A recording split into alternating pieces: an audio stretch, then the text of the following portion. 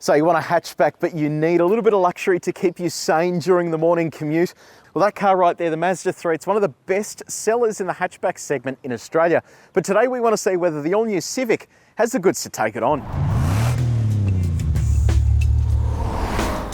The two cars we've picked here sit right at the top of each brand's hatch offering. Well, that's outside the hot Civic Type R. The Honda Civic VTI LX comes in at $33,590 plus on-road costs, and it's exclusively offered with a continuously variable transmission. It's loaded with features and tech and brings with it safety equipment such as AEB that isn't available on lesser Civic models.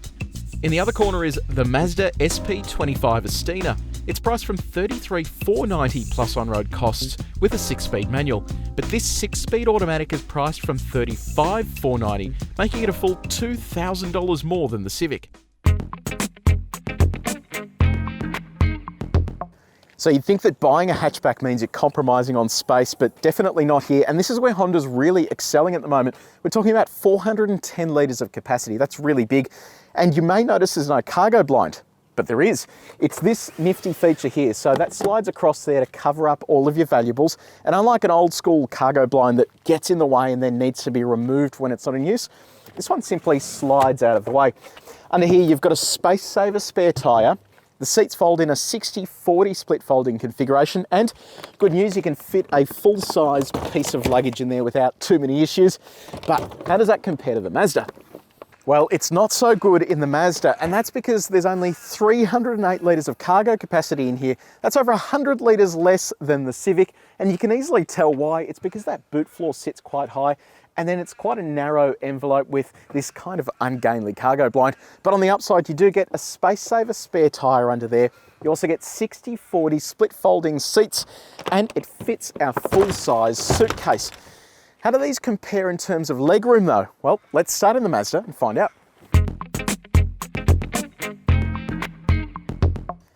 As you get nestled into the back here, you'll realise there is literally no knee room at all. I've got barely any toe room either.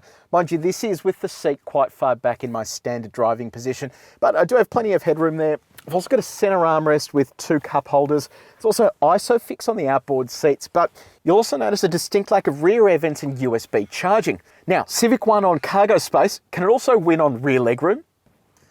Well, it's much closer here in the Civic with the seat sort of back where I normally have it, which is quite far back. I don't have that much legroom. It is more than the Mazda, but it's still not an amazing amount, so my knees are almost up against the seat there, and toe room is about the same as the Mazda, but this is pretty disappointing. My head is touching the roof in the back there, which isn't great.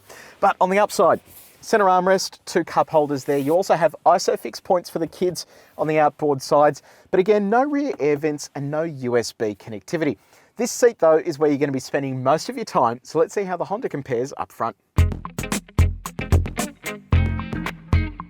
Now, when I say luxury, I mean tech and gadgets to keep you nice and comfy during that traffic jam. And this has them all. We're talking 7-inch infotainment system. This is a good unit. Apple CarPlay, Android Auto, built-in navigation, so you can basically mirror your smartphone onto that screen, which is excellent stuff. You've got voice recognition, you have dual zone climate control, heated seats, and then stacks and stacks of storage. So I'm talking here, talking under here, a giant center console. Have a look at this with a couple of cup holders there.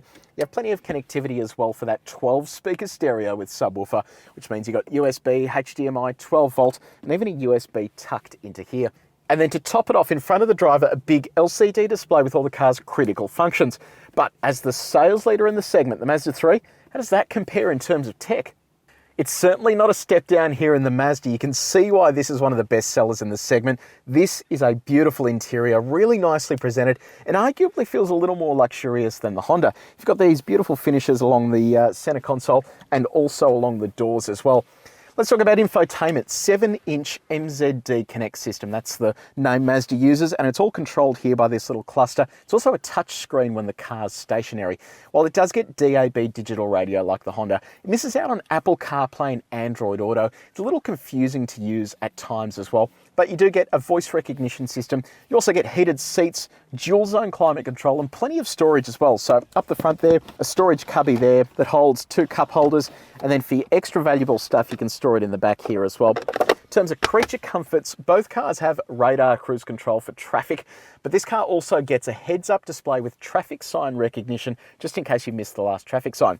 Now, in terms of a verdict for this front section of the cabin, it's the Honda that just gets ahead by a nose because of the extra tech that really should be standard here on the Mazda. But let's hit the road and see how the Mazda drives.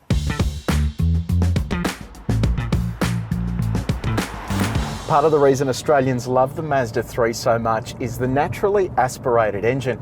It's a 2.5 litre unit, it makes 138 kilowatts of power and 250 newton metres of torque, and it uses a 6-speed automatic transmission, and that gearbox does such a good job of giving you power whenever you need it. And if you find yourself a little hill like this, you just get stuck into the throttle and it just delivers you that torque linearly. It is absolutely beautiful. Fuel economy is excellent, 6.1 litres per 100 kilometres, so that's pretty reasonable for a car in this segment. But where the Mazda 3 is really let down is by tyre noise. Despite the fact that Mazda says road noise has been quelled a bit in this latest Mazda 3 variant, it's still quite noisy here. Even travelling at just 70 k's an hour, it can be quite loud. And then head out onto the highway at 100 k's an hour, and then it's even louder still. One of the other great things about the Mazda 3 is the steering feel. It's nice and gentle in and around the city, which means it's easy to park. But then when you are out in the country, it's quite responsive and makes the car really fun to drive. You won't mind crashing over potholes in the Mazda 3. It really is very well tuned for Australian roads and feels right at home regardless of whether you're zipping around the city or eating up some country miles. It's hard to describe, but the Mazda 3 feels really nice to drive behind the wheel. You've got excellent vision out the front, sides and back. The seats are incredibly comfortable, and then you have heaps of light coming in thanks to this giant sunroof. Safety is important in these hatchbacks, mainly because you're going to be spending most of your time in and around the city, and Mazda's done a great job with it. Autonomous emergency braking is standard across the entire Mazda range. That's in comparison to Honda, where you can only get it on the top spec model. There's other good features in there as well, like a lane keeping assistant and also rear cross traffic alert. That stuff comes in handy when you're reversing and you can't see pedestrians or other cars coming. The car will warn you so that you know they're on the way. Servicing happens every 12 months or 10,000 kilometres, whichever one comes first, and it's capped price as well, which is good news. But it's disappointing that Mazda only offers this car with a 3-year warranty. Makes you wonder why they don't want to get behind the product. So the Mazda 3 brings zoom and that smile factor. The engine has plenty of punch, it's really efficient, and it's great fun to drive. But will Honda's smaller engine set it back? Let's find out.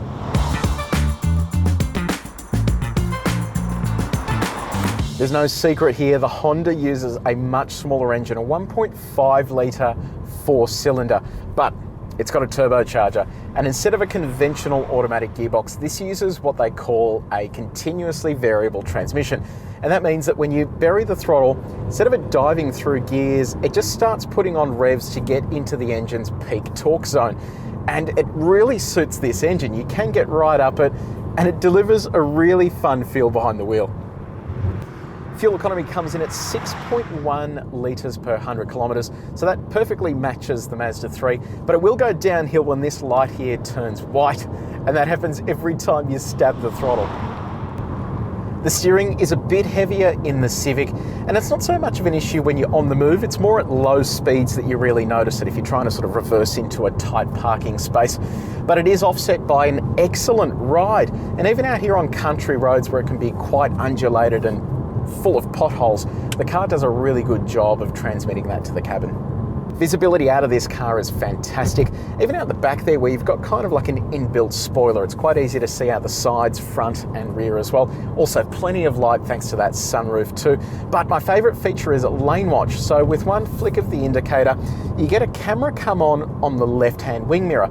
And that's incredibly handy in and around the city when you're going to be near cyclists and people that sneak up on the inside.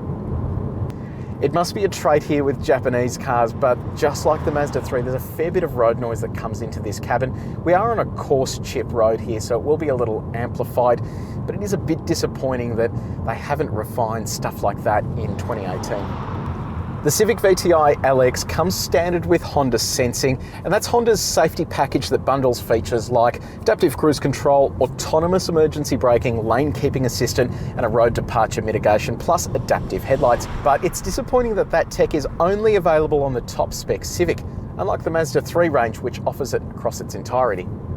Servicing happens every 12 months or 10,000 kilometres, whichever comes first, and it's bolstered by a fantastic 5-year warranty. You also get cap price servicing. Now, both of these cars are excellent in terms of features and price, but there can only be one winner. So while the Mazda 3 leads the segment in terms of sales, this comparison has proven that it's not always the most popular option that's the best. The Honda Civic wins because there's plenty of features, plenty of room inside, and plenty of performance as well. To read the full detailed comparison, head to caradvice.com. But in the interim, don't forget to subscribe and check out some of our other car videos.